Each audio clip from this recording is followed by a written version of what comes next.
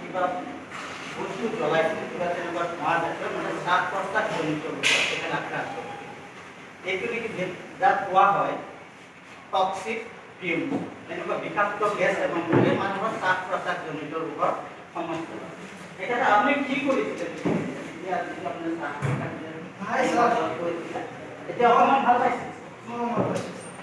মই মাজে সময়ে ঘৰৰ এই পেলনীয়া প্লাষ্টিক জাবৰ জোঁথৰবোৰ জ্বলাই থাকোঁ।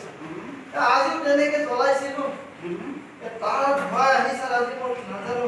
এই বুকুখনে একদম বিন্ধা মাৰি ধৰিলে। পিছৰ পৰা ছাৰ কোনোমতে ল'ৰাটো আহি পালে, তাৰপিছতে ছাৰ আপোনালোক আহিয়ে পালে। ঠিক এইদৰে আমাৰ যিবিলাক আজি পেলনীয়া সামগ্ৰীৰে আপোনাৰ ঘৰখন পুৰা ভৰি পৰিছে, ঠিক একেদৰে আমাৰ আজি সমাজত পুৰা প্লাষ্টিক ডিছপ'জেবল যিবিলাক মেটেৰিয়েল নন বায়'ডিগ্ৰেডেবল মেটেৰিয়েল সেইবিলাকেৰে ভৰি পৰিছে। যেতিয়া নন বায়'ডিগ্ৰেডেবল মেটেৰিয়েলবিলাক মাটিৰ সংস্পৰ্শত আহে তাৰ পৰা এবিধ বিষাক্ত কপাৰ চল্ট তৈয়াৰ হয়।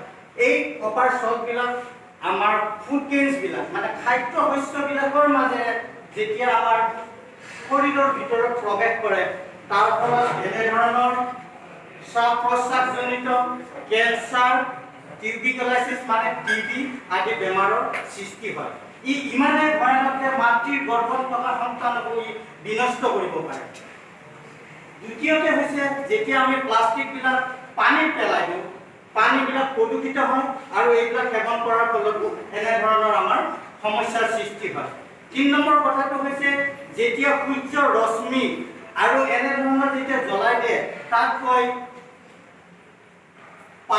যাক নেকি কয় বিষাক্ত ফিউমছ মানে বিষাক্ত গেছবিলাক আমাৰ শৰীৰত প্ৰৱেশ কৰি ঠিক এনেধৰণৰ বেমাৰবিলাক সৃষ্টি হয়। এয়া এটা সামান্য উদাহৰণহে মাত্ৰ।